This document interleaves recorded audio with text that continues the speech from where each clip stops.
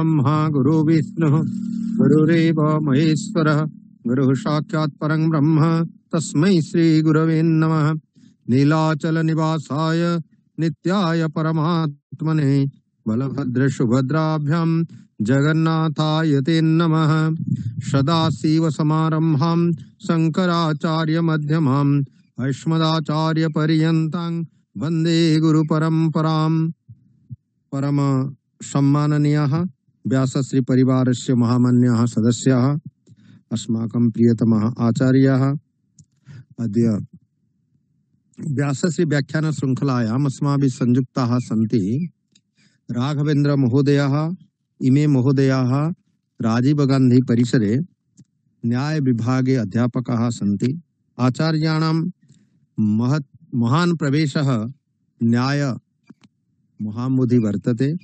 अस्माभिः इतः पूर्वमेव आचार्याणां विषये श्रुतवन्तः, वयं तावत् श्रुतवन्तः। आचार्याः सम्यक् सन्ति।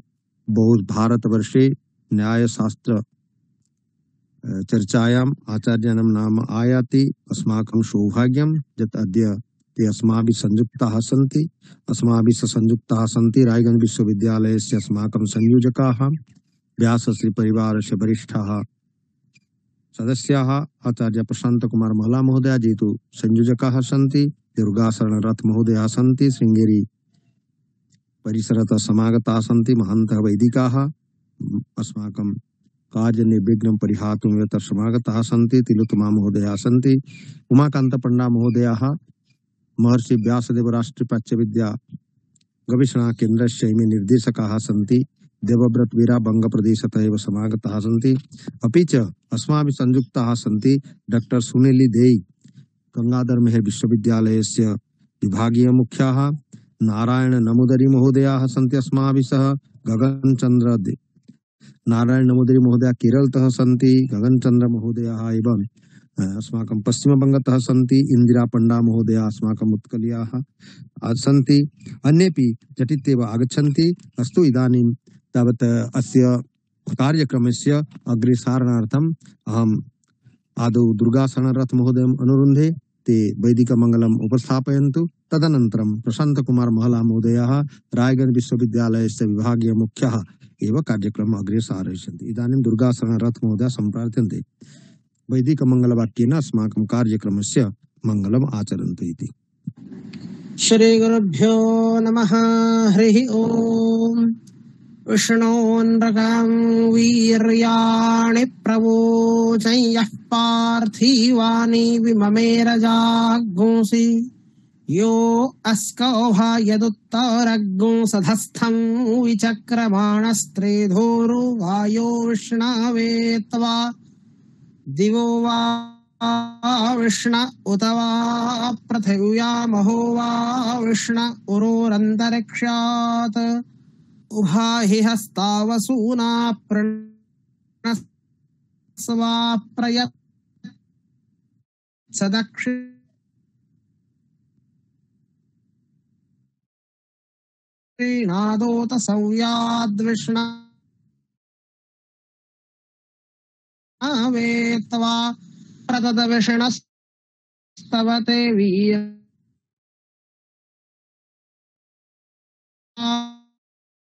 क्रमणेष्वधिक्षयन्ति भुवनानि विश्वा विष्णोरराटमसि विष्णोश्नप्त्रे स्थो विष्णो अस्योरासि विष्णोर्ध्रुवोऽसि वैष्णवमसि विष्णवे त्वा। हरिः ओम्।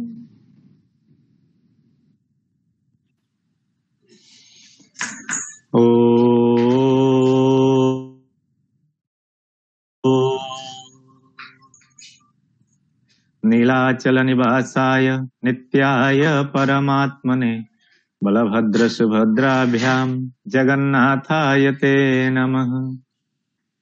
महिमान्यः महर्षि वेदव्यास राष्ट्रीय प्राच्य विद्या गवेषणा केन्द्र पक्षतः समायोजितायाः भारतीय ज्ञान परंपरा इति कार्यक्रमस्य सभापतयः अस्माकं समेषां गुरवः प्रातस्मरणीयाः भारतमातुः योग्यपुत्रेषु अन्यतमः आचार्यः हरेकृष्ण सत्पथि महोदयाः भवन्तः सर्वे जानन्ति येषाम् अनुप्रेरणया येषाम् अनुकम्पया येषाम् आशीर्वादेन अयं कार्यक्रमः प्रचलति ते भवन्ति अस्माकं समेषां प्रियाः आचार्याः सभापतयः अस्माकम् आचार्यः हरेकृष्ण सत्पथि महोदयाः कार्यक्रमस्य प्रारम्भे तेषां चरणकमलयोः नतिततिः विनिवेदयामि। पुनश्च अपरे जे भवन्ति अस्माकम् आचार्याः जे अत्र उपस्थितेभ्यः सर्वेभ्यः स्वागतं व्याहरन्ति कविता माध्यमेन ते अपि अस्माकं समेषां गुरवः प्रातस्मरणीयः कविकोकिलाः विद्युत्पल्लजाः प्रमोदचन्द्र मिश्र महोदयाः तेषामपि अत्र अहं कार्यक्रमस्य प्रारम्भे तेषां चरणकमलयोः नतिततिः विनिवेदयामि। अस्य कार्यक्रमस्य ये भवन्ति समन्वयकाः ते वस्तुतः छात्रवत्सलाः परोपकारिणः छात्राणाम् उपकारार्थं दत्तप्राणाः यत्र कुत्रापि निवसन्तु नाम छात्राणां यथा उपकारः भविष्यति तदर्थं ते नूतनं विषयं प्रति रविवासरम् आनीय कार्यक्रमम् आयोजयन्ति ते भवन्ति आशु कवयः अलङ्कारशास्त्रेषु कृतभूरिपरिश्रमः आचार्यः बुद्धेश्वर षडङ्गी महोदयाः तेषामपि अत्र अहं स्वागतं करोमि। अस्य कार्यक्रमस्य निर्विघ्न परिसमाप्त्यर्थं शृङ्गेरी प्रदेशतः ये प्रति रविवासरं वैदिक मंगलाचरणम् उपस्थापयन्ति ते भवन्ति अस्माकम् अनुजकल्पाः दुर्गाशरण रथ महोदयाः तेषामपि अत्र अहं स्वागतं करोमि।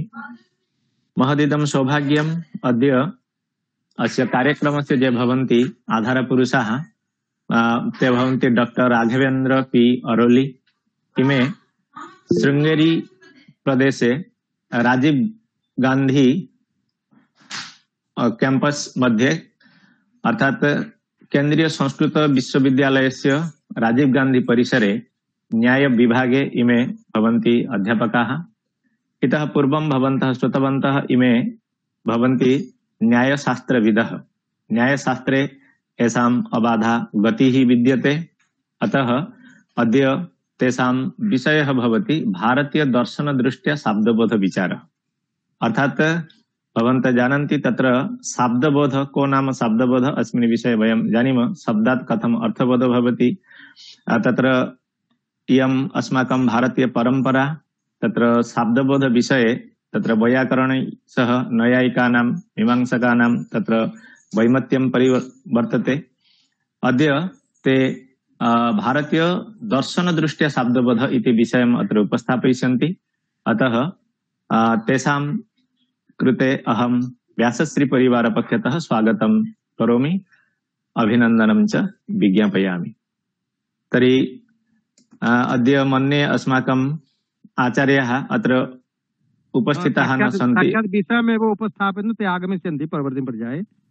इदानीं राघवेन्द्र महोदय साक्षात् विषयम् उपस्थापयन्ति। अस्तु तर्हि वयं साक्षात् विषये प्रवेशं कुर्मः। इति हेतोः इदानीम् अहम् अनुरुन्धे अस्माकम् आधारपुरुषान् ते कृपया तेषां विषयम् उपस्थापयन्तु इति। आचार्यः।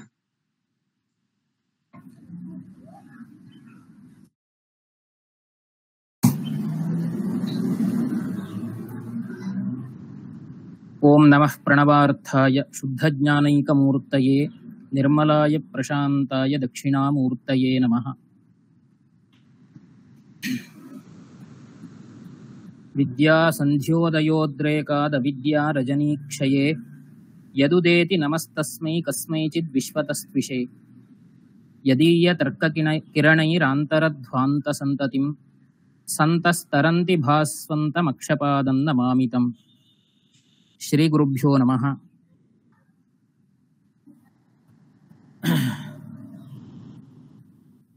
श्रद्धेयाः आचार्याः हरे कृष्ण शतपथि वर्याः कुलपतिचराः राष्ट्रीय संस्कृत विश्वविद्यालयः तिरुपतिः एवं आचार्याः प्रमोदचन्द्र मिश्रवर्याः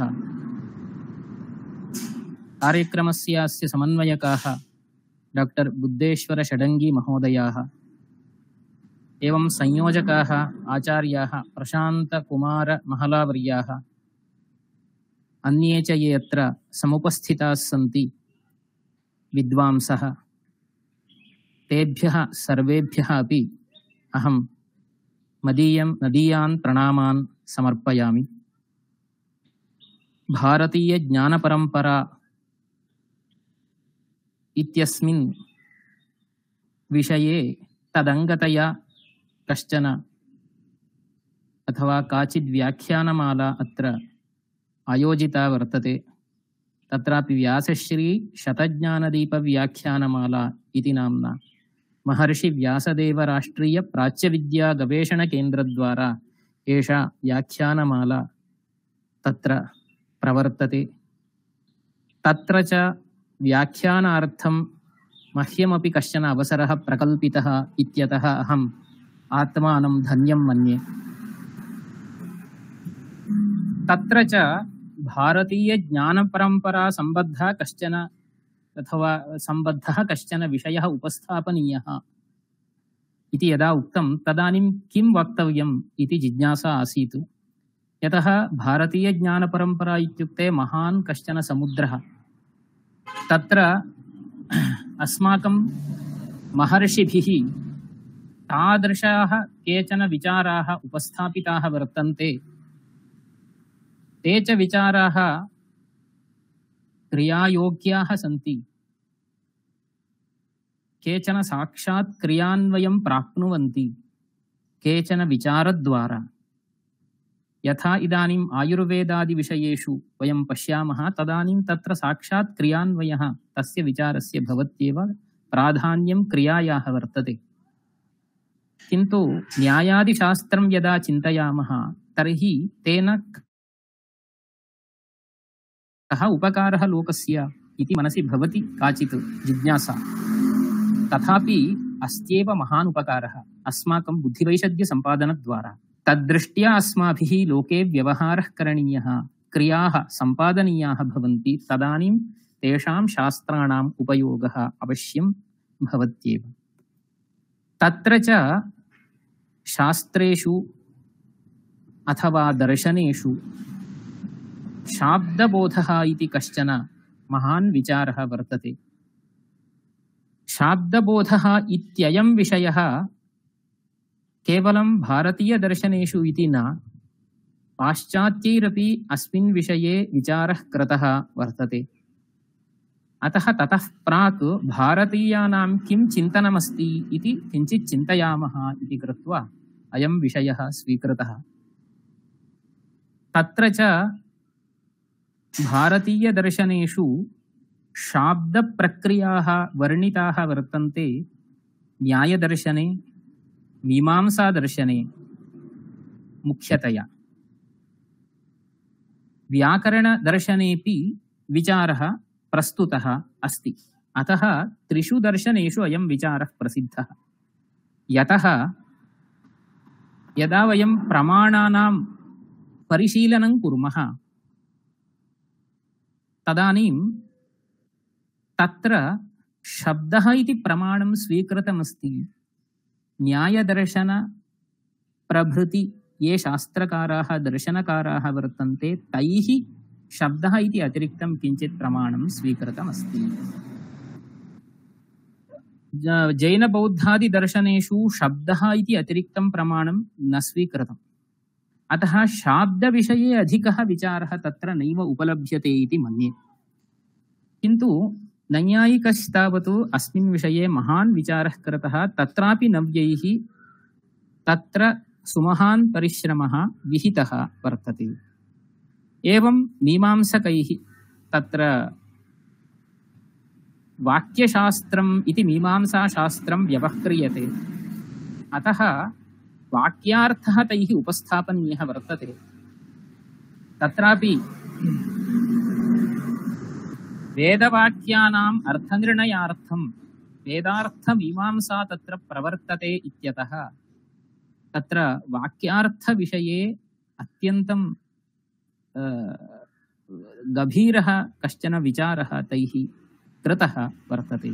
अतः तेषां काचित् विलक्षणा रीतिः येन च वेदवाक्यानाम् अर्थाः अस्माभिः अवगन्तुं शक्यते तादृशी काचित् रीतिः तैः अनुसृता वर्तते इति।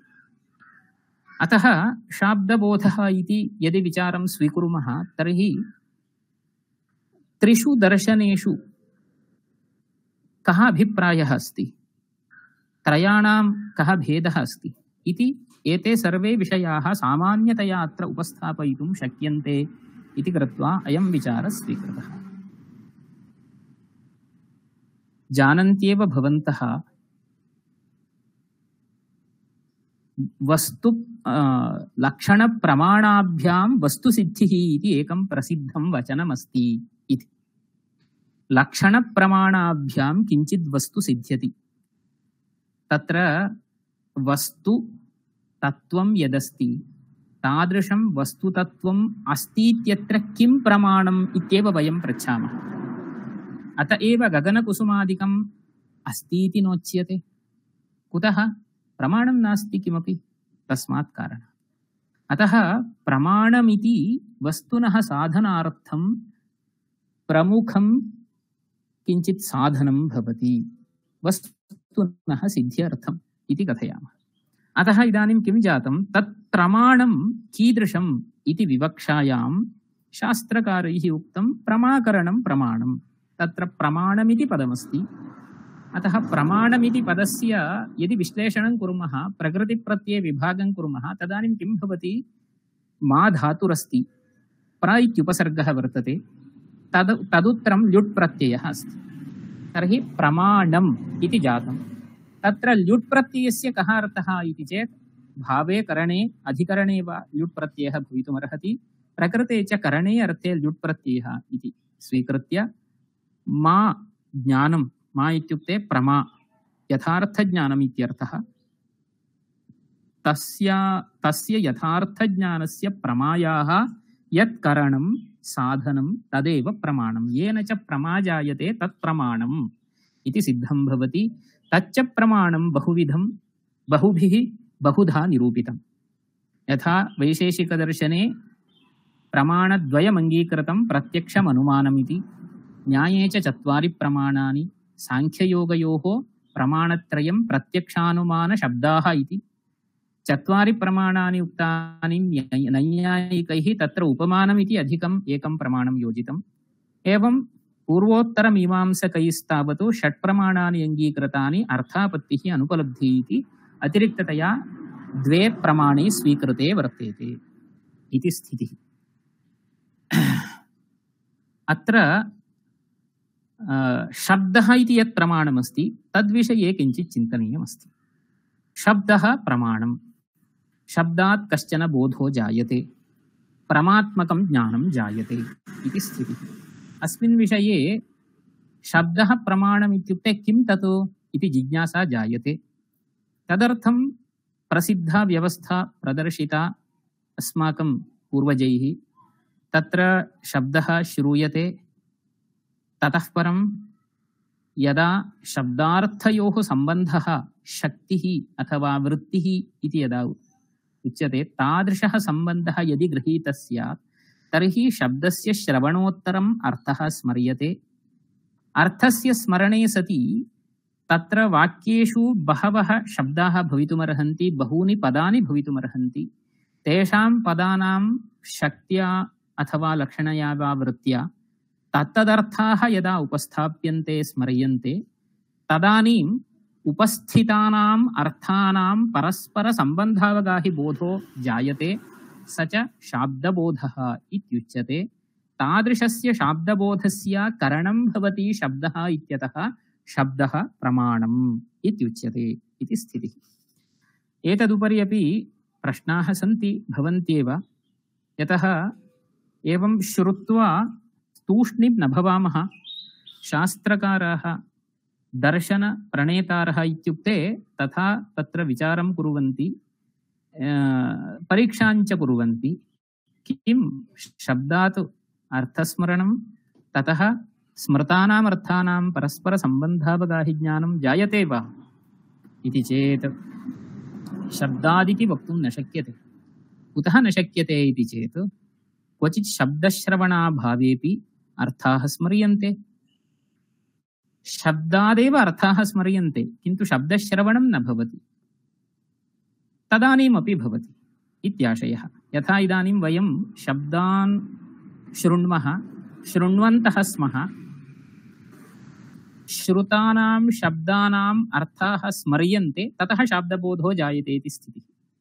किन्तु यदा वयं पुस्तकं पठामः, एवं रीत्या हस्ते पुस्तकं संस्थाप्य यदा पठामः, तदानीं शब्दस्य उच्चारणं करणीयम् इति नास्ति। केवलं तत्र वाक्यानां विन्यासः भवति, अक्षरविन्यासः। अक्षरविन्यासं दृष्ट्वा वयम् अर्थबोधं प्राप्नुमः। तत्र शब्दस्य श्रवणं नास्ति, शाब्दबोधस्तु जायते।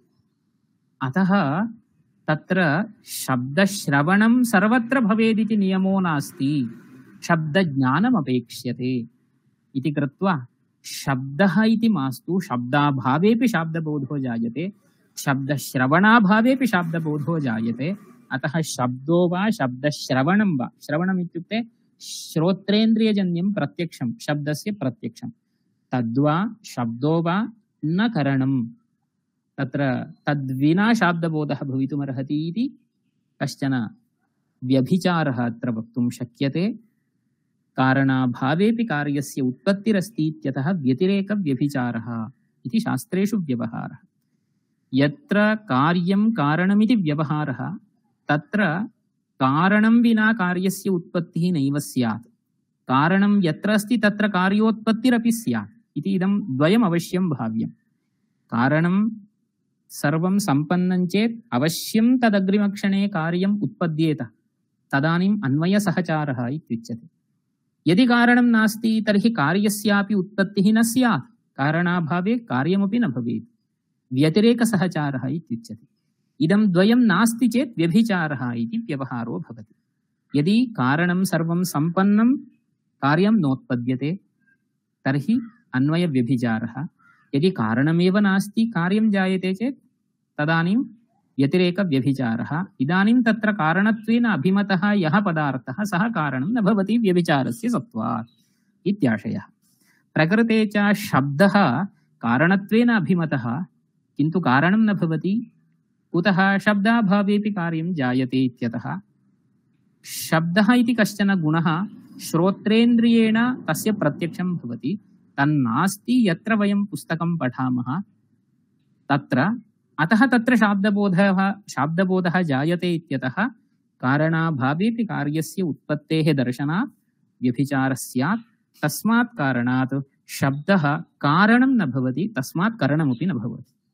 करणमित्युक्ते कारणविशेषः, साधकतमं करणम् इति वैयाकरणैः व्यवह्रियते। साधकतमं प्राशस्त्ये तत्र तमप्रत्ययः इत्युक्ते प्रशस्तं नाम कारणातिशयः एव साधनम् इति वक्तुं शक्यते, करणम् इति वक्तुं शक्यते। यदि कारणमेव न भवति तर्हि कथं करणं स्यात्? तस्मात् शब्दः न करणं, तर्हि किं करणम् इति चेत् पदज्ञानं करणम् इति आनीतम्। पदज्ञानं तु भवत्येव, तच्च ज्ञानं स्मरणात्मकं वा स्यात्, प्रत्यक्षं वा स्यात्, अन्यादृशं वा स्यात्, किन्तु ज्ञानम् अपेक्षते, पदज्ञानं तु अपेक्षते एव। यदा पदं जानाति ततः परम् अर्थं स्मरति, ततः शाब्दबोधः जायते इति सर्वत्र दृश्यते इत्यतः शाब्दबोधात् प्राक् पदज्ञानम् अर्थस्मरणं च वर्तते इत्यतः पदज्ञानम् अर्थस्मरणद्वारा शाब्दबोधं जनयति इत्यतः तत्र पदज्ञानं करणम् इति वदामः। पदज्ञानं शाब्दबोधं प्रति करणम्, अतः पदज्ञानमेव शब्दः प्रमाणम् इत्युच्यते इति स्थितिः। एवमेव अर्थस्मरणमपि पदज्ञानाद् यदा भवति तदानीं तत्र पदज्ञान अर्थस्मरणयोः उत्पत्तिः यदा भवति तदा अवश्यं तेन पुरुषेण पद अर्थयोः सम्बन्धः ज्ञातव्यः। तत्र पदार्थयोः कश्चन सम्बन्धः, स च सम्बन्धः तत्र ज्ञातश्चेत् गृहीतश्चेत् तर्हि एकस्य सम्बन्धिनः पदस्य ज्ञाने सति अपरस्य सम्बन्धिनः अर्थस्य स्मरणं जायते। यथा इदानीं घटः इति पदमस्ति, घटः इति पदस्य अर्थः शक्यः अर्थः, शक्त्या सम्बद्धः अर्थः भवति सः घटरूपव्यक्तिविशेषः कम्बुग्रीवादिमान् इति वदामः।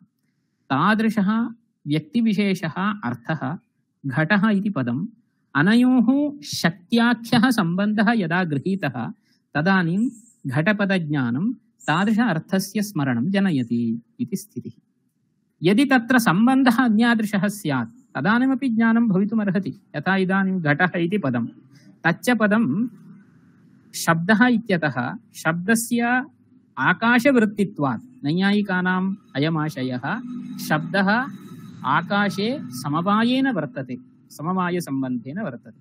तर्हि शब्दस्य आकाशस्य च सम्बन्धः समवायः।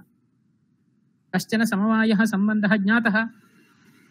शब्दस्य नाम घटरूपस्य शब्दस्य आकाशस्य च सम्बन्धः गृहीतः अस्ति समवायः। अतः इदानीं घटपदज्ञानेन आकाशस्य स्मरणं भवितुमर्हति। तर्हि घटस्य ज्ञानं, घटपदस्य ज्ञानम् आकाशस्य स्मरणं जनयेत्, तदुत्तरम् आकाशविषयकः बोधः स्यात्।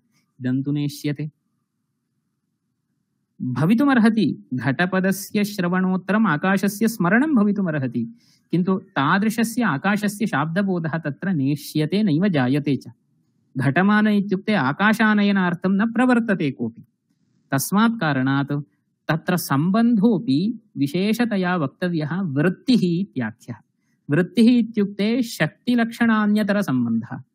शक्तिः इति प्रमुखः मुख्यः सम्बन्धः शब्दस्य अर्थेन सह विद्यमानः। या च ईश्वरेच्छारूपा इत्युच्यते सा शक्तिः इति व्यवह्रियते। शक्यः यः अर्थः अस्ति सम्बद्धोऽपि अर्थः अन्यः पदेन उपस्थाप्यते क्वचित्, स च सम्बन्धः लक्षणा इत्युच्यते। वृत्तिः इति उभयोः सङ्ग्रहार्थं वृत्तिः इति नाम वयं स्वीकुर्मः। तर्हि वृत्त्याख्येन सम्बन्धेन तत्र अर्थस्य स्मरणं स्यात्। नाम अर्थस्मरणार्थं वृत्त्याख्यः सम्बन्धः प्रयोजकः यदा भवति तदानीमेव तेन अर्थस्मरणेन शाब्दबोधो जायते, नान्यथा। अतः वृत्त्या पदज्ञानजन्य पदार्थोपस्थितिः शाब्दबोधं प्रति कारणम् इत्येतावान् विषयः शाब्दप्रक्रियायाम् अनुसन्धेयः। एषः सामान्यतया अत्र प्रसिद्धः विषयः वर्तते। सर्वैः दार्शनिकैः अयं विषयस्तु ज्ञायते, तादृशः प्रसिद्धः कश्चन विषयः। इतः परं शाब्दबोधे केचन विशेषाः वर्तन्ते, तद्विषये किञ्चित् द्रष्टव्यमस्ति। तत्र प्रथमतया अस्माभिः शाब्दबोधे प्रकारद्वयं प्रसिद्धं, तद्विषये किञ्चित् पश्यामः। तत्र जानन्त्येव भवन्तः शाब्दबोधे द्वयी रीतिः वर्तते। अभिहितान्वयवादः, अन्विताभिधानवादः इति।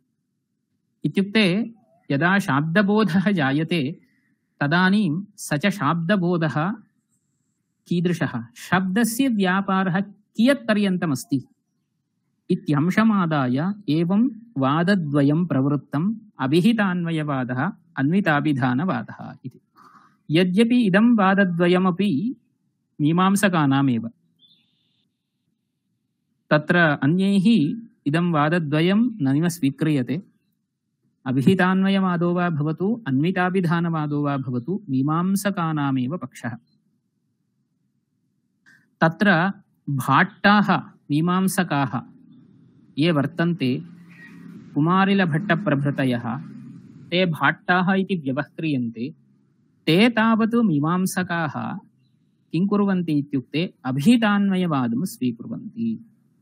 कः अभिप्रायः तेषाम् इति चेत् अभिहितैः अन्वयः अभिहितान्वयः इति व्युत्पत्त्या तत्र अभिहितैः पदाभिहितैः, पदैः अर्थाः अभिहिताः भवन्ति, तादृश अभिहितैः पदार्थैः अन्वयबोधो जायते। तर्हि अन्वयबोधः यः वर्तते, अन्वयबोधः इत्युक्ते कः इति चेत् पदार्थयोः संसर्गावगाहि, पदार्थयोः वा पदार्थानां वा परस्परं संसर्गावगाहि बोधः एव अन्वयबोधः शाब्दबोधः इत्युच्यते। स एव वाक्यार्थः, तादृशः संसर्गः एव वाक्यार्थः इति व्यवह्रियते। पदार्थानां परस्परं संसर्गः वाक्यार्थः, तद्विषयकः बोधः वाक्यार्थबोधः इति तेषाम् आशयः। तथा च किं जातमस्ति इदानीम्, अभिहितैः अन्वयः अभिहितान्वयः इति व्युत्पत्तिः तैः स्वीकृता।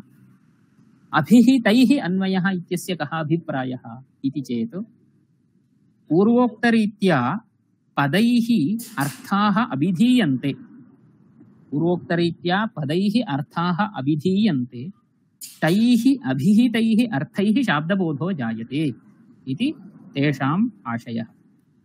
तत्रापि तेषाम् अयम् अभिप्रायः, तत्र तैः इदमपि उच्यते, एकं प्रसिद्धम् उदाहरणं तैः तत्र प्रदर्श्यते। पश्यत श्वेतमारूपं ह्रेषा शब्दञ्च शृण्वतः खुर निक्षेप शब्दञ्च श्वेतोष्वो धावतीति धीः, श्वेतोष्वो धावतीति धीः इति तेषां प्रसिद्धम् उदाहरणं। कः अभिप्रायः इति चेत्, कश्चन दूरे विद्यमानं किञ्चित् पश्यति, प्राणिनं पश्यति, तत्र श्वेतरूपं पश्यति, सः प्राणी कः इति न जानाति। दूरे, पुरतः दूरे अश्वः, कश्चन श्वेतः अश्वः वर्तते, स च श्वेतः अश्वः धावति, तर्हि धावनक्रिया विशिष्टः श्वेतः अश्वः दूरे दृश्यते। तत्र श्वेतरूपं तावत् प्रत्यक्षीकृतं, श्वेतरूपविशिष्टः प्राणिविशेषः धावति इति पश्यति। तत्रापि धावनमपि न दृष्टं तेन, श्वेतरूपविशेषः तत्र चक्षुषा गृहीतः। पश्यत श्वेतमारूपं, श्वेतरूपविशेषः इदानीम् इन्द्रियेण गृहीतः वर्तते, तर्हि इन्द्रियेण श्वेतरूपस्य प्रत्यक्षं जातं, तर्हि श्वेतरूपविषयकं ज्ञानमस्ति इति एकं सम्पन्नम्। द्वितीयमस्ति ह्रेषा शब्दश्च शृण्वतः, तत्र अश्वः यः वर्तते सः यदा रवं करोति, शब्दं करोति, तदानीं तस्य ह्रेषः इति नाम्ना व्यवहारः। तर्हि अश्वस्य रवः श्रूयते, ह्रेषा शब्दः श्रूयते, तेन च अश्वः इति पदार्थः अनुमीयते तत्र। तथा च किं जातं, प्रत्यक्षतः श्वेतरूपं दृष्टमस्ति, तत्र ह्रेषाशब्दश्रवणेन ह्रेषाशब्दरूपलिङ्गेन पुरतः विद्यमानः प्राणिविशेषः अश्वः इति अनुमिनोति सः, तर्हि अनुमित्य अन्यः पदार्थः गृहीतः इति जातं। तृतीयः अस्ति निक्षेपशब्दञ्च, खुरनिक्षेपशब्दञ्च श्रुत्वा, यदा तत्र अश्वः धावति तदानीं तत्र कश्चन शब्दविशेषः, तस्य पादनिक्षेपदशायां शब्दविशेषः श्रूयते। वयं तत्र किञ्चित् वैलक्षण्यं वैजात्यं यदस्ति तत् ग्रहीतुं शक्नुमः। यदा अश्वः धावति तदानीं विलक्षणः कश्चन शब्दः जायते, स एव अत्र विलक्षणः शब्दः खुरनिक्षेपशब्दः इत्यनेन विवक्षितः। तथा च यदा खुरनिक्षेपशब्दं शृणोति तदानीं किम् अनुमिनोति, धावनम् अनुमिनोति। अश्वः धावति, धावनक्रिया विशिष्टः, कुतः विलक्षणशब्दविशेषः तत्र श्रूयते इत्यतः धावनक्रिया अत्र अनुमीयते। तथा च किं जातं, श्वेतरूपमिति पदार्थः प्रत्यक्षतया गृहीतः, तत्र अश्वः इति ह्रेषाशब्दरूपलिङ्गेन अनुमित्या गृहीतः अश्वः, धावनक्रिया खुरनिक्षेपशब्दरूपेण लिङ्गेन गृहीतः इति पदार्थत्रयं गृहीतं वर्तते। तदुत्तरं श्वेतः अश्वः धावति, श्वेतः अश्वः धावति इति वाक्याद् यः बोधः सः जायते। तादृशवाक्यं तु इदानीं केनापि न प्रयुक्तं, तथापि शाब्दबोधः जायते इति तेषाम् आशयः। तथा च श्वेत अश्वकर्तृकधावनम् अथवा श्वेताश्वनिष्ठ कर्तृत्वाभिन्न धावनानुकूला अथवा धावन करणिका भावना इति वक्तुं शक्यते। यतः तेषां मते भावनामुख्यविशेष्यकबोधः अङ्गीक्रियते इत्यतः तथा वक्तव्यं भवति। श्वेताभिन्न कर्तृत्व अभिन्ना धावनकरणिका भावना इति वक्तव्यं भवति। एवं तत्र शाब्दबोधः जायते इति तेषाम् आशयः। अतः तैः किमुच्यते? अभिहितैः अन्वयबोधः। तत्र अभिहिताः पदार्थाः एव तत्र अन्वयबोधं जनयन्ति। क्वचित् तदार्थाः पदेन अभिहिताः भवन्ति, क्वचित् प्रमाणान्तरेण अभिहितानामपि पदार्थानां शाब्दबोधजनकत्वमस्ति इति अभिहितान्वयवादिनाम् अभिप्रायः। तत्रापि पुनः विलक्षणाः तत्र पन्थानः सन्ति तेषां मतेपि। नाम प्रकृतिप्रत्यययोः यदा बोधः जायते, प्रकृतिप्रत्यययोः सकाशात् यदा बोधो जायते, तदानीं तत्र अभिधानं सकृत् नाम कश्चन स्मरणं विशिष्टमेव भवति इति एकः पक्षः। किञ्च पदैः अर्थाः यदा स्मर्यन्ते इति वदामः, पदैः अर्थानां स्मरणं जायते इति, तत् स्मरणं न अपि तु अभिधानं तच्च निर्विकल्पकं भवति, विशिष्टं न भवति इत्यपि कश्चन पक्षः। नाम अवान्तरः कश्चन वाक्यार्थः बुध्यते, ततः परं महावाक्यार्थः इति। अवान्तरः वाक्यार्थः इत्युक्ते यथा इदानीं प्रकृतिप्रत्ययोः श्रवणे सति तदानीं जायमानः बोधः अवान्तरः बोधः। ग्रामं गच्छति इत्यादि स्थलेषु ग्रामनिष्ठं कर्मत्वम् इति, ग्रामनिष्ठं कर्मत्वम् इति बोधस्तु ग्रामम् इति पदेन जायते। ग्रामनिष्ठं कर्मत्वमात्रं बोध्यते, तदुत्तरं तत्र भावनायाम् अन्वयः इत्यादिकं भवति, सः महावाक्यार्थबोधः इति अपि तैः उच्यते इति अभिहितान्वयवादिनां पक्षे एते बहवः अंशाः वर्तन्ते।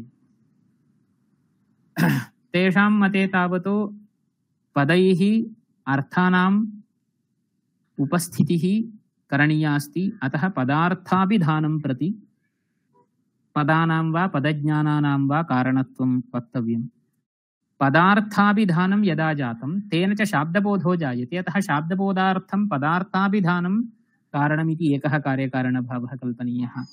यदि पदैरेव पदार्थ अभिधानद्वारा शाब्दबोधो जायते, न तु प्रमाणान्तर उपस्थापितैः अर्थैः शाब्दबोधो जायते इति पक्षः स्वीक्रियते, तर्हि तदानीम् अतिरिक्तः कश्चन पदोपस्थापित पदार्थाभिधानमेव शाब्दबोधं प्रति कारणमिति अन्यः कार्यकारणभावः वक्तव्यः इति। एवं रीत्या प्रायः त्रयः कार्यकारणभावाः स्वीकरणीयाः भवन्ति इति विशेषः। तदुत्तरम् इदं तु सामान्यतया इदानीम् अभिहितान्वयवादः इदानीम् उक्तः। अतः अस्मिन् सन्दर्भे अस्माभिः इदम् अवश्यं ज्ञातव्यम्।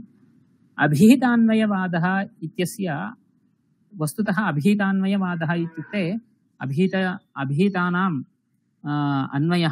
अन्वयबोधो जायते इति आदौ बुद्धौ आयाति। अभिहितानां पदार्थानाम् अन्वयः बुध्यते इत्यतः अभिहितान्वयवादः इति। किन्तु तथा न, अभिहितान्वयवादिनाम् अभिप्रायः अन्यः एव अस्ति, अभिहितैः पदार्थैः अन्वयबोधः इति। अतः पदार्थः एव तत्र करणम् इति तेषाम् आशयः इत्यतः एषः अभिहितान्वयवादः इति अस्माभिः आपाततया ज्ञातुं शक्यते। इतः परमस्ति तत्रैव प्राभाकराणां पक्षः अन्विताभिधानवादः इति। अन्वितैः पदार्थैः शाब्दबोधो जाय अथवा अन्वितानां पदार्थानां बोधः इति वक्तव्यं तेषां मते।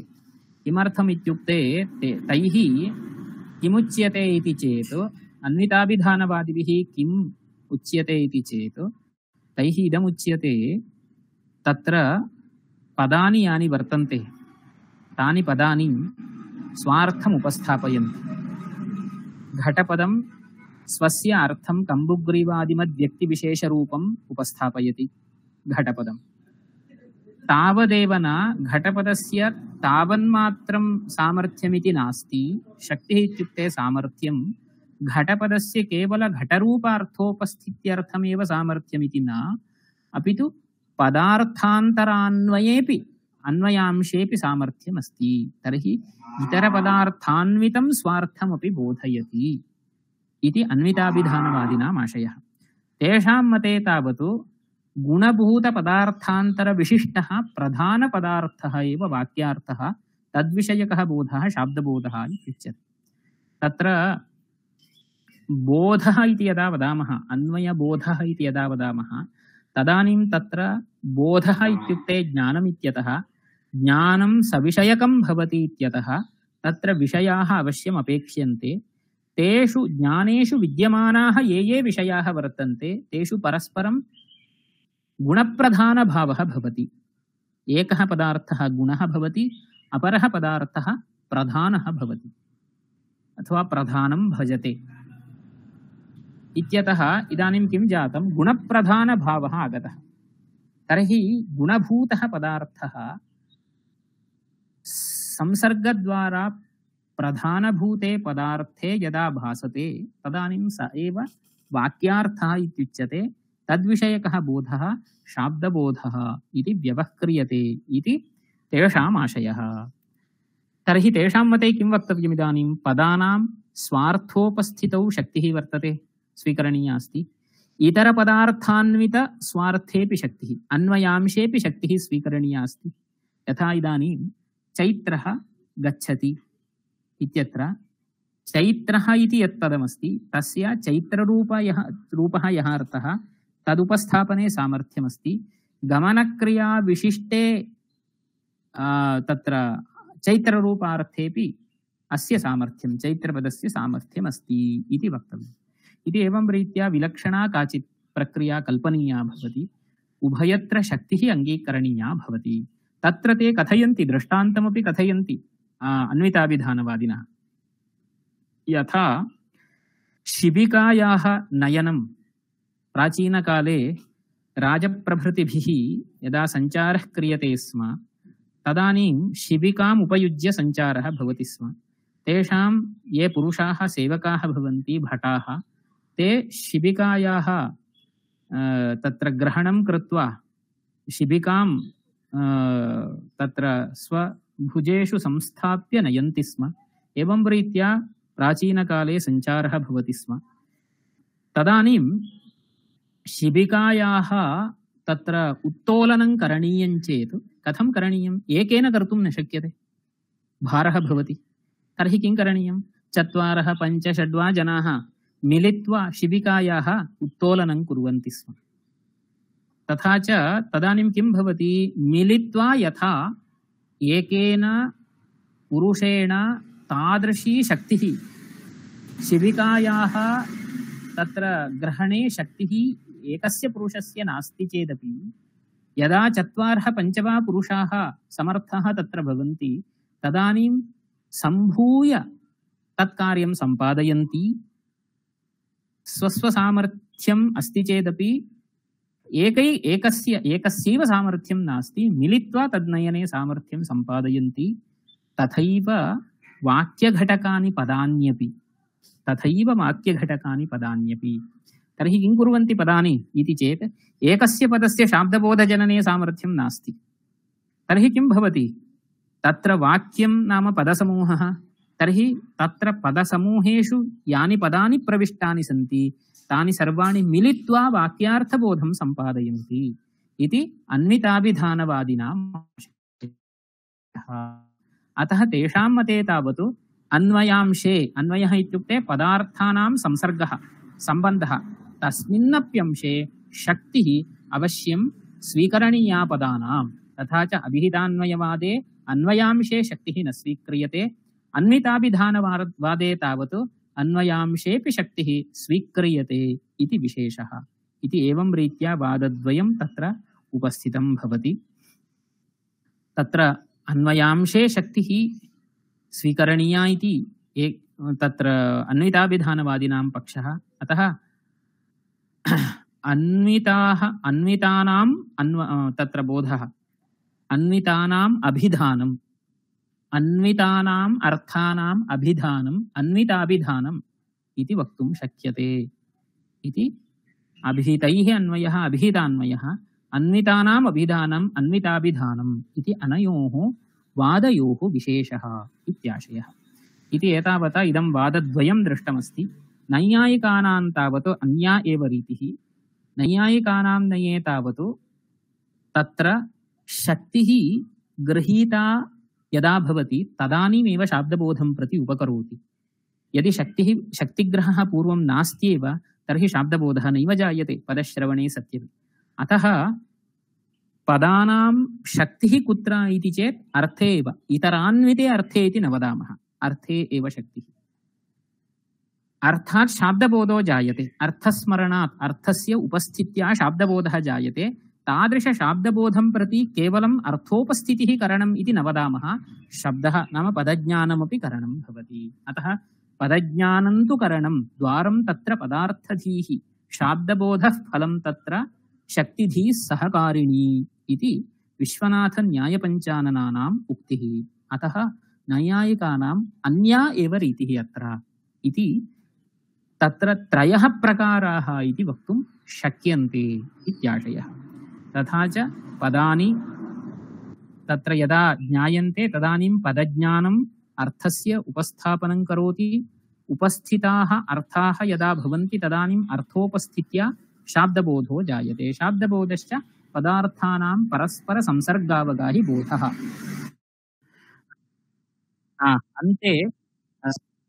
अन्ते किञ्चिदेव अन्यत् किञ्चित् विषयम् अत्र उपस्थापयित्वा अहं विरमामि। किमस्ति इत्युक्ते शाब्दबोधः इति यदा वयं शृण्मः तदानीं तत्र मुख्यविशेष्यविषयः वर्तते। किमस्ति शाब्दबोधः इत्युक्ते तत् ज्ञानम् इति जातं। ज्ञानं चेत् तत्र विषयाः भवेयुः। निर्विषयकं ज्ञानं सर्वैः नाङ्गीक्रियते। तत्र मीमांसकैः वैयाकरणैः, प्रायः वैयाकरणैः, नैयायिकैश्च ज्ञानं सविषयकम् इत्येव स्वीक्रियते। अतः ज्ञाने कश्चन विषयः भवेत्। स च विषयः कः इति चेत् स च विषयः त्रिविधो भवति। चतुर्विधः, त्रिविधः इति पक्षद्वयमस्ति। चतुर्विधः इत्यपि स्वीकर्तुं शक्यते। किमस्ति इत्युक्ते विशेषणं, विशेष्यं, संसर्गः इति त्रयः विषयाः भवन्ति। यदा निर्विकल्पकं ज्ञानम् अङ्गीक्रियते तदानीं तत्रत्यः विषयः तुरीयः विषयः इत्युच्यते। सः अन्यः, विशेष्यमपि न, विशेषणमपि न, संसर्गः अपि न, अन्यः विषयः इति अन्यः विचारः। तर्हि तत्र विशेष्यं वस्तु भवति। तर्हि किं विशेष्यं भवति, किं विशेषणं भवति? शाब्दबोधे विशेष्यं किं, विशेषणं किं? तत्रापि मुख्यविशेष्यं किम् इत्यत्र विवादः वर्तते। मुख्यविशेष्यं नाम किम् इति चेत् यत् विशेषणं न भवति, केवलं विशेष्यं भवति तत्। उदाहरणार्थं तत्र अस्माभिः इदं ज्ञानं स्वीक्रियते, रक्तदण्डवान् पुरुषः इति स्वीकुर्मः। रक्तदण्डवान् पुरुषः इति अत्र इदानीं पुरुषः इति एकं पदमस्ति। पुरुषः इत्यर्थः तेन ज्ञायते। तस्मिन् पुरुषे दण्डः इति एकं विशेषणमस्ति। अतः तत्र दण्डविशिष्टः भवति पुरुषः। दण्डविशिष्टः पुरुषः। दण्डे अस्ति रक्तरूपं, रक्तत्वम्। अतः रक्तत्वविशिष्टः भवति दण्डः।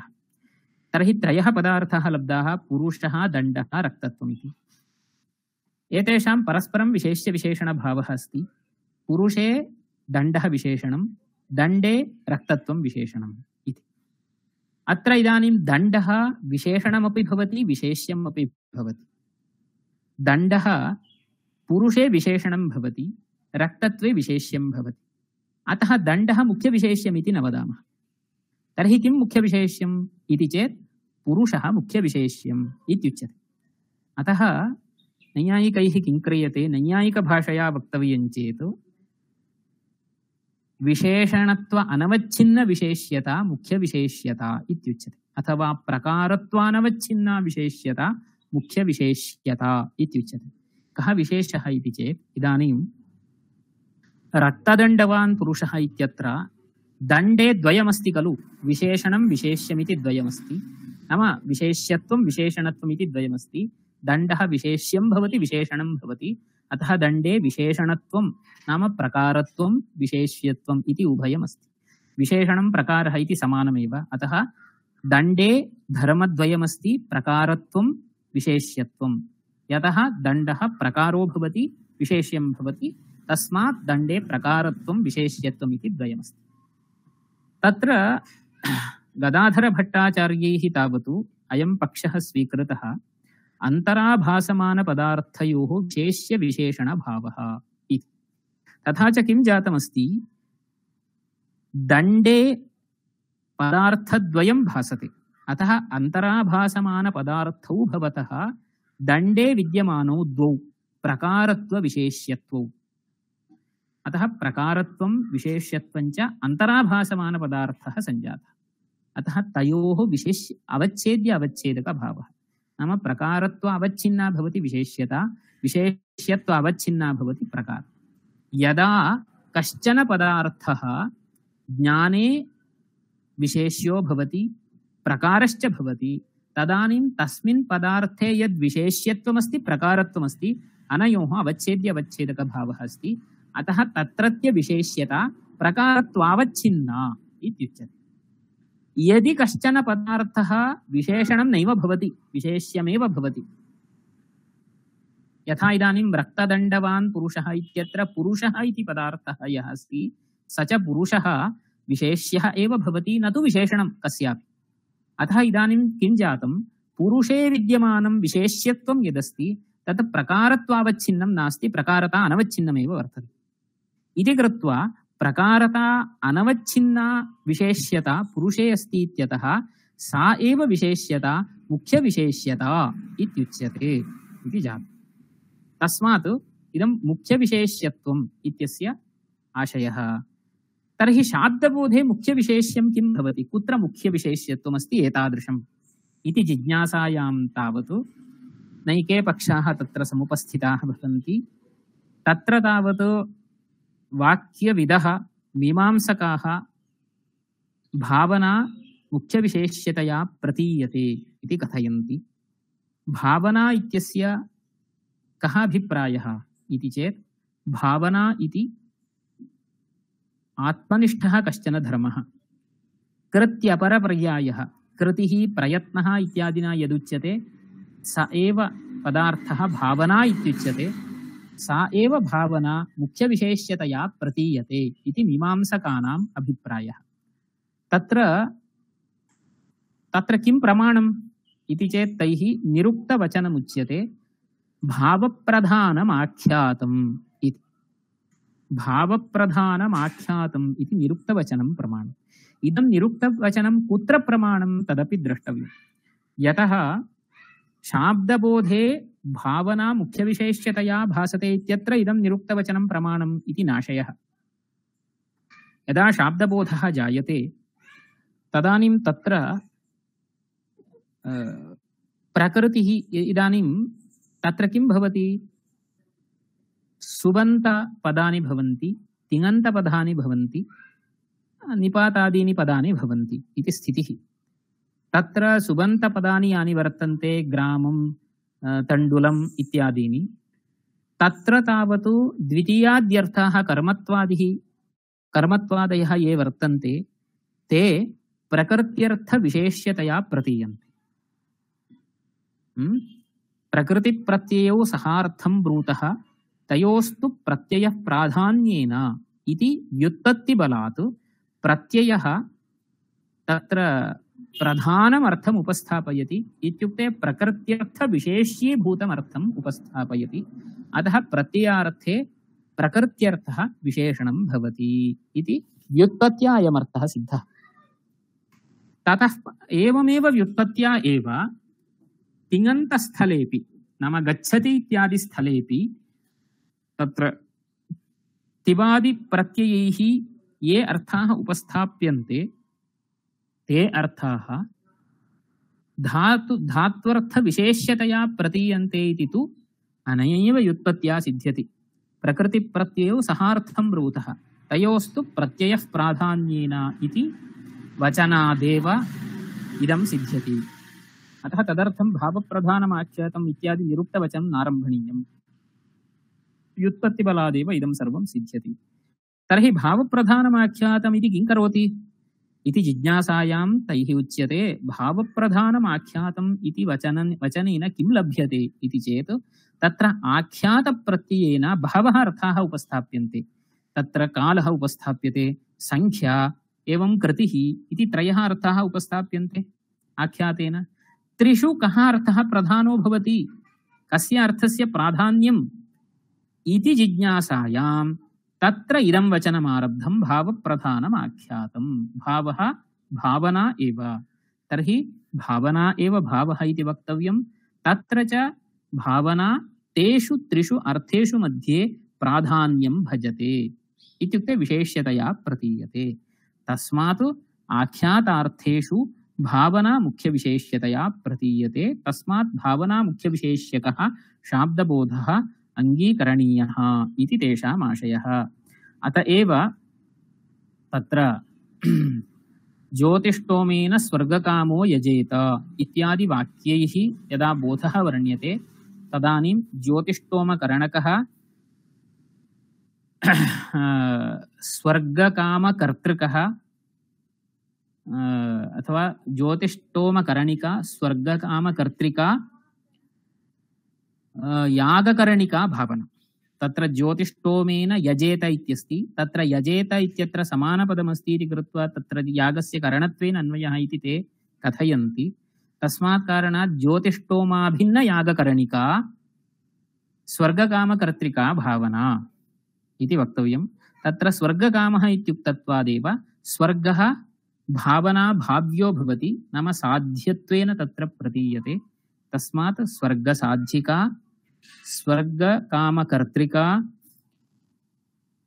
ज्योतिष्टोमाभिन्न यागकरणिका भावना। ज्योतिष्टोमेन स्वर्गकामो यजेत इति वाक्यात् शाब्दबोधो जायते इति भावना मुख्यविशेष्यक शाब्दबोधः तत्र जायते इति तेषाम् आशयः।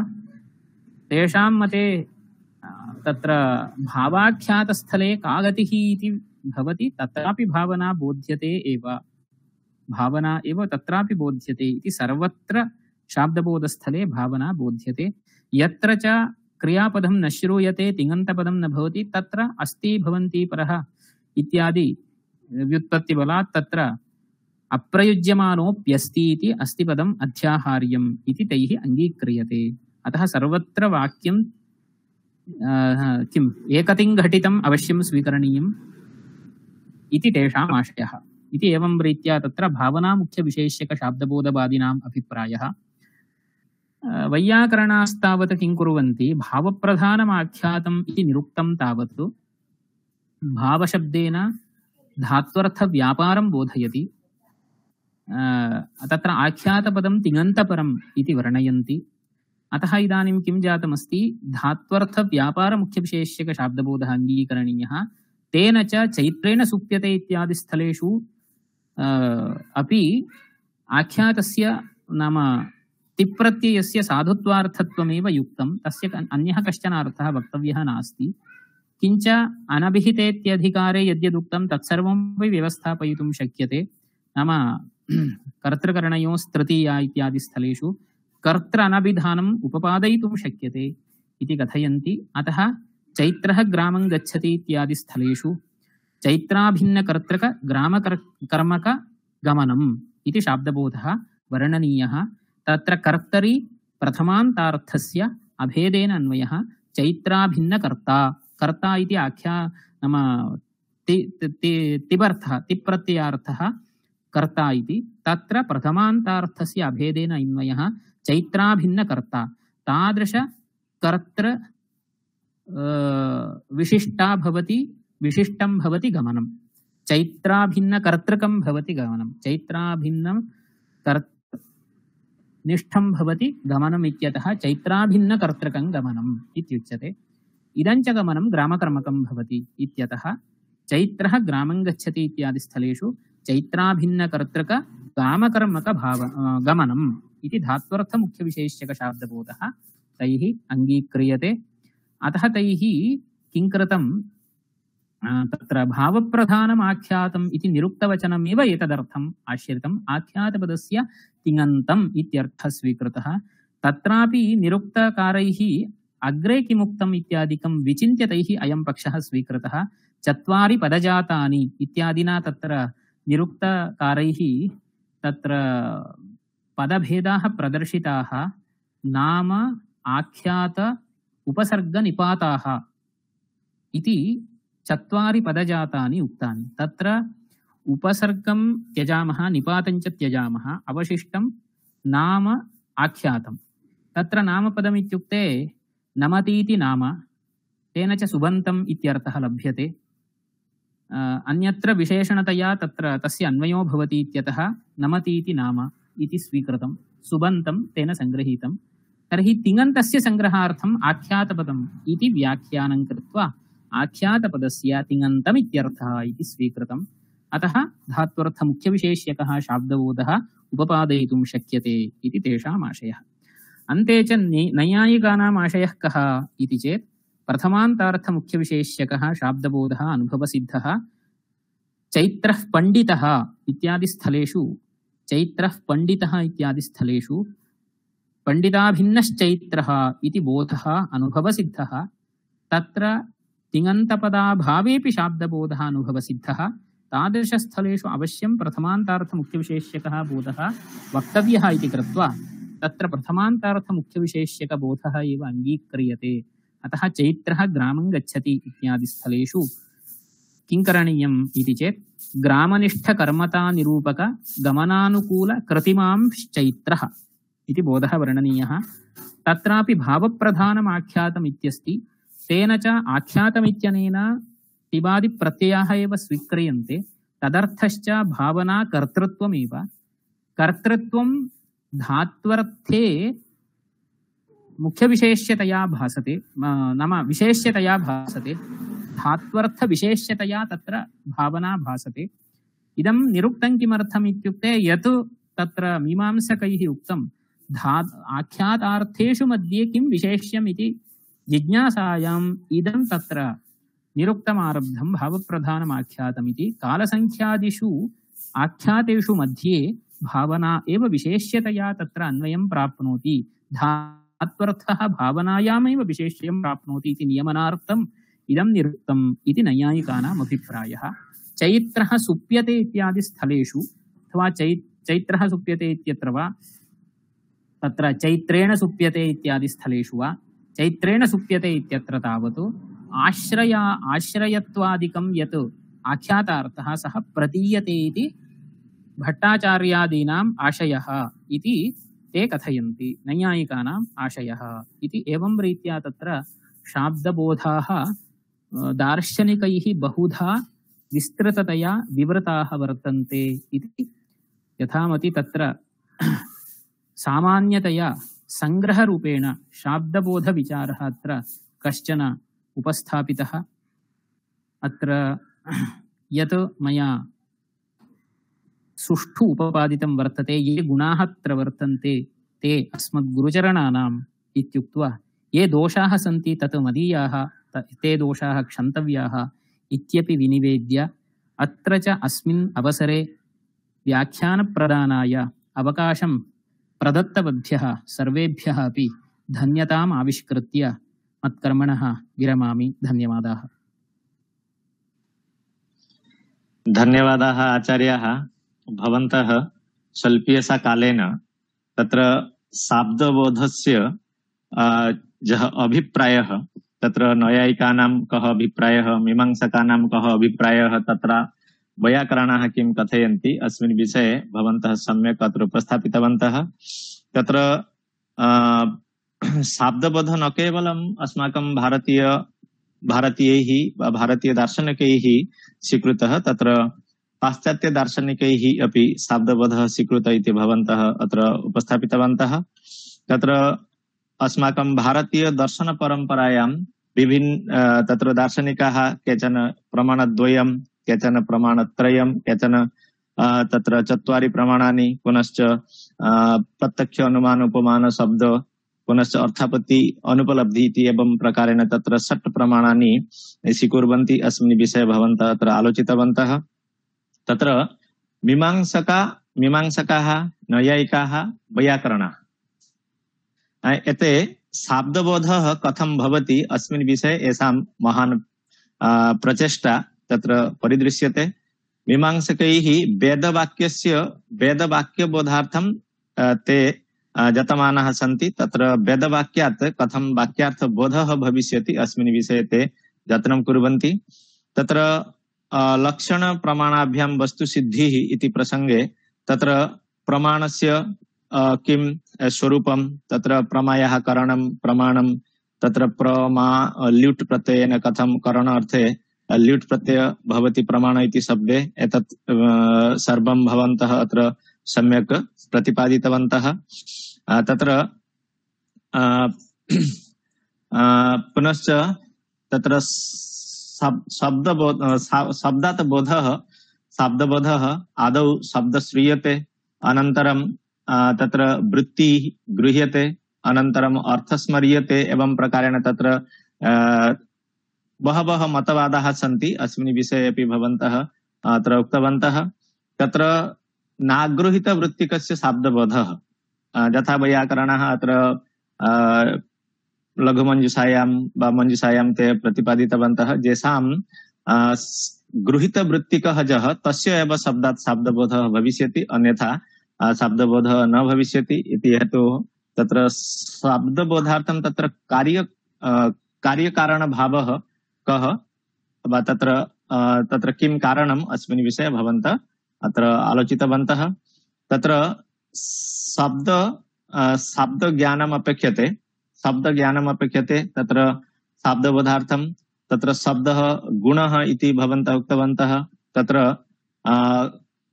पदज्ञानं कथं करणं भवति, करणम् अस्मिन् विषये अत्र साधकतमं करणम् अस्मिन् प्रसंगे भवन्तः उक्तवन्तः। करणम् आदौ भवति एकं कारणं, बहुषु कारणेषु यत् कारणं तत्र प्रकृष्टकारणं भवति तद्भवति करणं।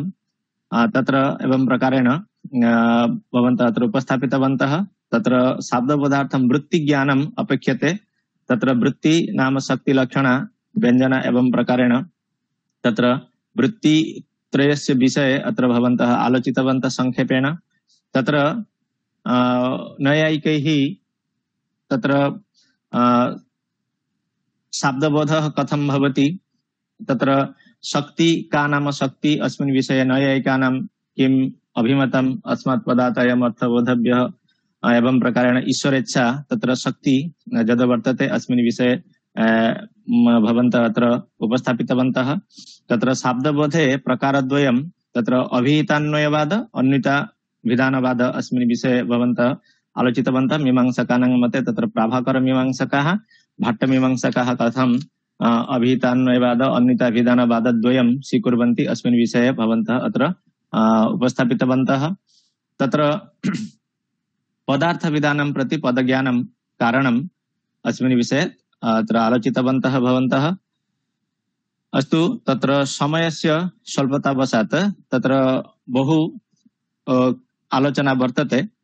तत्र वैयाकरणानां मते तत्र पुनश्च कथं शाब्दबोधो भवति नैयायिकानां मते अस्मिन् विषये भवन्तः आलोचितवन्तः। यथा वैयाकरणाः तत्र प्रातिपदिकार्थ एकस्मात् शब्दात् कथम् अर्थबोधो भवति, यथा राम इति कथनेन रामत्व पुंस्त्व एकत्व रामस्य कर्तृत्वम् एवं प्रकारेण तत्र पंचकं प्रातिपदिकार्थः एवं प्रकारेण तत्र विषयः वर्तते। तत्र श्वेतधावति इति मीमांसकानां मते कथम् अर्थबोधो भवति, वाक्यार्थबोधो भवति। पुनश्च नैयायिकानां मते ते प्रथमान्तार्थ मुख्य विशेष्यक शाब्दबोधं स्वीकुर्वन्ति। तत्र मुख्य विशेष्यकः कः भवति अस्मिन् विषये भवन्तः सम्यक् आलोचितवन्तः। यथा रक्त दण्डवान् पुरुषः, तत्र पुरुषः विशेष्यं, दण्ड भवति तस्य विशेषणं, पुनश्च रक्तं भवति तत्र दण्डस्य विशेषणम् इति हेतोः मुख्य विशेष्यं तत्र दण्डः न भवितुम् अर्हति। अस्मिन् विषये भवन्तः सम्यक् आलोचितवन्तः। पुनश्च तत्र मीमांसकाः भावना भावनायां ते प्राधान्यं स्वीकुर्वन्ति वा भावना मुख्य विशेष्यक शब्दबोधं ते स्वीकुर्वन्ति। तत्र भावना शब्दस्य अर्थः भवति आत्मनिष्ठ कश्चन धर्म कृति इति अपरपर्याय इति भवन्तः अत्र आलोचितवन्तः। तत्र वैयाकरणाः तत्र व्यापार मुख्य विशेष्यक शब्दबोधम् अङ्गीकुर्वन्ति। तत्र नैयायिकाः प्रथमान्तार्थ मुख्य विशेष्यक शब्दबोधं स्वीकुर्वन्ति। एवं प्रकारेण तत्र शब्दबोधः कथं भवति, शब्दात् अर्थबोधः कथं भवति, अस्मिन् विषये तत्र स्थालीपुलाकन्यायेन भवन्तः अत्र सम्यक् आलोचितवन्तः इति हेतु मन्ये अत्र ये सर्वे छात्राः शोधकर्तारः उपस्थिताः सन्ति तेषां महान् उपकारः भविष्यति, साधारण ज्ञानं भविष्यति शब्दबोधविषये इत्यत्र नास्ति सन्देहस्य लेशः। इति हेतुः व्यासश्री परिवार पक्षतः भवतां कृते अहं साधुवादं कृतज्ञतां विनिवेदयामि। अत्र अस्माभिः सह भारतवर्षस्य विभिन्नेषु विद्यालयेषु महाविद्यालयेषु विश्वविद्यालयेषु अत्र संयोजिताः सन्ति। तत्र शोधछात्राः मार्गनिर्देशकाः यथा अस्माकं तत्र गंगाधर मेहर विश्वविद्यालयतः डॉक्टर सुनेली देई महोदयाः सन्ति, सबंग महाविद्यालयात् गगनचंद्र दे महोदयाः सन्ति, GS चौधरी महोदयाः सन्ति पाटलिपुत्रतः, इंदिरा कृष्ण कुमार के केरलतः सन्ति, नारायण नंबोदरी केरलतः सन्ति, नारायण प्रसाद दास महोदयाः, नरनारायण दास महोदयाः, अत्र संतोष कुमार साहू महोदयाः, अस्य कार्यक्रमस्य निर्देशकाः उमाकान्त पण्डा महोदयाः, तत्र बहवः शोधछात्राः सन्ति, मार्गनिर्देशकाः सन्ति। अत्र उपस्थितेभ्यः सर्वेभ्यः अहं व्यासश्री परिवार पक्षतः साधुवादं कृतज्ञतां धन्यवादं च विज्ञापयामि। आगामिनि भानुवासरे अस्माकं कः कार्यक्रमः भविष्यति, यदि अस्मिन् विषये कापि सूचना वर्तते तर्हि इदानीम् अहम् अनुरुन्धे अस्माकं समन्वयकान् आचार्यान् बुद्धेश्वर षडङ्गी महोदयान् ते कृपया अत्र उपस्थापयन्तु। आचार्य। धन्यवादः शान्तकुमार महला महोदयः, भवते अपि धन्यवादं व्याहरामः। वस्तुतः एकस्य गंभीर विषयस्य चर्चा अद्य अस्माभिः कृता। तत्रापि राघवेन्द्र महोदयः युवानः विद्वांसः व्यासश्री परिवारस्य यत् लक्ष्यं तत् लक्ष्यं साधयितुं ते समागतवन्तः सम्यक्तयापि लक्ष्यं तैः साधितम्। एतदर्थम् अस्माकं पक्षतः अपि साधुवादं ज्ञापयामः। आगामिनि भानुवासरे तथैव अपरं कं विषयमुरीकृत्य व्याख्यानं भविष्यति। सर्वेभ्यः धन्यवादं व्याहरामः। इदानीं पण्डा महोदय सम्प्रार्थ्यन्ते। बहु सुन्दर राघवेन्द्र भट्ट महोदय, हे राघवेन्द्र अरळि महोदय, नमस्कारः, धन्यवादः। भट्टगारव सन्ति किल, अस्माकं तु ते परममित्रयः, परममित्रमणयः। एतदर्थं भट्टशब्दस्य प्रयोगः झटित्येव जातः। अस्तु, बहु शोभनं, सम्यक्तया एव भवति उपस्थापितं। परवर्तिनि पर्याये पुनश्च पश्यामः। एतादृशं विषयमुरीकृत्य व्याख्यानं भविष्यति। भवतां व्याख्यानं सम्पूर्ण विश्वजनाः श्रोष्यन्ति यूट्यूब् माध्यमेन, अस्य रेकार्डिङ्ग् अपि जातम्। अस्तु, तर्हि इदानीं शान्तिपाठस्य कालः समागतः। उमाकान्त पण्डा महोदयं सम्प्रार्थये शान्तिमन्त्रम् उपस्थापयन्तु। ओम परमात्मने नमः। ओम पूर्णमदः पूर्णमिदं पूर्णात् पूर्णमुदच्यते पूर्णस्य पूर्णमादाय पूर्णमेवावशिष्यते। ओम देहो शांतिः, अंतरिक्षं शांतिः, पृथिवी शांतिः, रापः शांतिः, ओषधय शांतिः, वनस्पतय शांतिः, विश्वे देवा शांतिः, ब्रह्म शांतिः, सर्वं शांतिः, शांतिरेव शांति सामा शांतिरेधि। ओम शांतिः शांतिः शांतिः। ओम सर्वेभ्यो नमो नमः। अस्तु, सर्वे अनम्यूट कुर्वन्तु। तत्र विश्व कल्याणार्थं वयं सर्वे मन्त्रम् उपस्थापयामः। सर्वे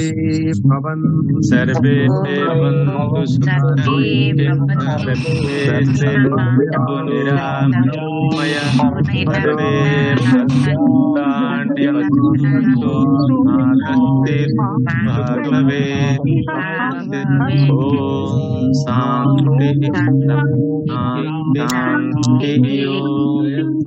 भारतम भारतम जयतु संस्कृतम जयतु विज्ञानम अनुसंधानम जयतु व्यासाय सर्वेभ्यो नमः।